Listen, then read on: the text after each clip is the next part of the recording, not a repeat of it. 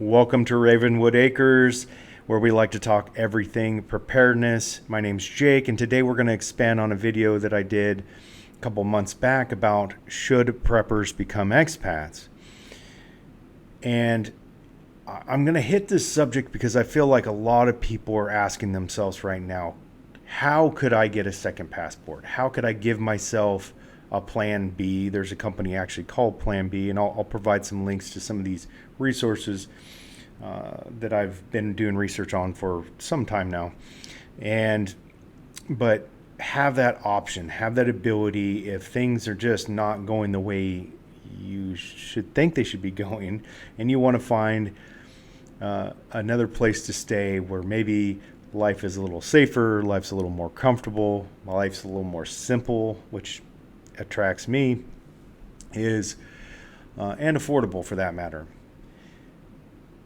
But you've probably looked into it a little bit if you're watching this, and you realize that some of these programs are really expensive. So it's usually there's a lot of programs that are, for some countries, it's by investment, requiring you either to buy real estate at a certain amount or invest in, a business there, or do that type of thing. And that could be, we're talking hundreds of thousands of dollars. And I know a lot of people don't have that kind of money. And so they feel like they don't have options. But did you know that a lot of countries and more countries, it seems like more and more countries are updating and expanding on their citizenship through descent programs. So if you're of a European origin, your ancestry is through a European country, there's a good potential that you may qualify for a citizenship in a country. And we're going to go through a couple of those. I'm going to show you a few examples because it's a program that I'm doing research on for myself. And my circumstances are kind of challenging, but we won't get into that today. But let's take a look at some of these so that you guys can kind of maybe open your eyes to options you might not have known you have.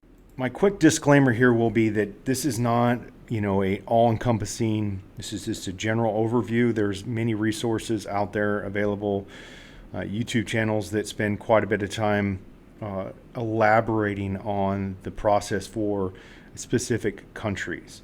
I'm just going to go general overview for those that may not be, especially in the preparedness world, which is a lot of my audience is, hey, have you ever considered this, or have you already been trying to figure out how to do it and you just need a little motivation? So here we go. Many European countries offer citizen by descent. This allows individuals to claim citizenship based off of your ancestry, right?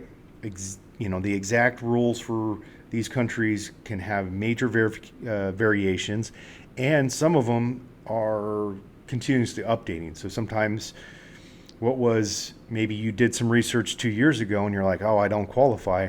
Today, maybe that country has updated, because a lot of these European countries are having population decline. So they're looking for ways to incentivize people to come back to, their origins, right? Through a very simple, or well, not very simple, but a little easier process than some of the other immigration processes. So Ireland offers it, Italy, Poland, Greece, Germany. We're going to talk Germany because that's where my great-great-grandfather came from. Portugal, Spain, France, Austria, Lithuania, Hungary, Romania, Bulgaria, Slovakia, Croatia, Czech Republic, or was it Czech now, or it's changed a couple times, Latvia, Luxembourg, Malta, Slovenia, Estonia, Bulgaria, Netherlands. Okay, you get my point. These are just lists of countries that do have some sort of policy based off of my research for citizenship by descent. Like I said, those do vary. So we're going to jump over to one website and take a look. Through a couple simple searches online, you usually can find resources. And as I mentioned, I will provide some resources for some YouTube channels and some other entities that could assist you in this process. Of course, most of them, once you get past the like initial kind of Q&A session, that like if you are eligible, there's going to be fees associated with them assisting you, because depending on how much effort you want to put into getting documentation, that is, a lot of these countries do require physical documentation, not just, they're not going to take an ancestry DNA results or things like that. You're going to have to come up with like birth records and things like that, which can take time to find. So this site I felt it was kind of cool because it has a online did eligibility check, right? See, this is a quick way to go through and see if you're even close to being eligible. I will note, if you have German ancestry, it can get a little complicated because of the border changes over the years of the world wars. When my great-great-grandfather immigrated to the United States, it was still considered Prussia, not Germany. So for me, I don't know if this system's going to work, but it's something I am exploring. So did your ancestor leave before Germany before 1904, which is the first question? Mine is yes. It was in the 1800s. So, and I'm not going to put that exact information in here, but and see, here's some of the questions immediately I'm not going to know the answers to, but I just wanted to show you this as an example. Here's another document from another site that tells you some of the details of what you're going to need, what the criteria is. So you can find this for most countries out there and get started down a path. If you haven't started doing research, you only know some basic, stories from family. If you have living grandparents, I highly recommend, having those conversations with them and start asking them detailed questions. It's going to help you do the research, some of the research up front yourself. It's going to save you time and just kind of let you know, hey, am I even close to being eligible? And a lot of these companies will offer, and I can't remember the name of the YouTube channel. I'll put it here in the video, and they're going to be linked down below. But they have some, they basically, you can call them or email them and start kind of a free consult that they're going to go through a checklist and ask you the questions.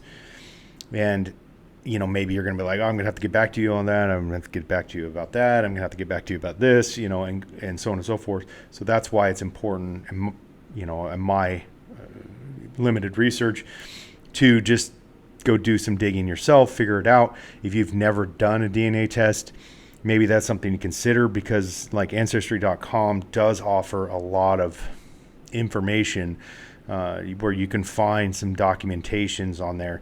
Now, most of that's not like certified copy type documentation. So, but at least it's going to let you know that it's out there and where it's at, and maybe where you need to go to do some research. And then there's European websites, like German websites, and others. Of course, like I said, I've obviously done a lot of my research on the German side because that's where I'm currently seeing if I'm eligible, and just out of interest, that are in German. Of course, most times if you have a browser set up correctly or whatever, you can translate the German website if it doesn't have the option in the website to select English. The big benefits of some of these programs, as I wrap up here, is a lot of the other programs, whether it's like you're going to try to retire there, a pension program, like, because there's some countries that have different types of programs. If it's through descent, a lot of times you're not required to pass like language proficiency tests, which I've studied German for a while, and I definitely couldn't pass a proficiency test. It would take me a lot more work to get to the level where I could pass the required level for one of these other citizenship, or residency programs, because there's a difference usually between residency and citizenship. It depends on the country. So yes, there's a lot of variables, but in the United States, we have, as I close this up, I swear, is we have a lot of freedom to vote with our feet, right? We can decide that we don't like the city we live in, pack up and move to another city. We don't like the state we live in, pack up and move to a different state. We don't like the part of the state we're living in, pack up to move to a different part of the state. But sometimes things get to the point where you want more options. And I'm the type of person that likes to have options. You might be too. That might be why you you check this video out. So if you have and you've watched this long, subscribe to the channel. Stay tuned because I'm going to be doing some more videos on this. If you're interested in this topic, please put a comment down below. It can be simply interested. So I know what kind of, because views don't always tell me the whole story. So thanks for watching. Stay tuned, more great videos. Check out all of our links down below. Have a great day.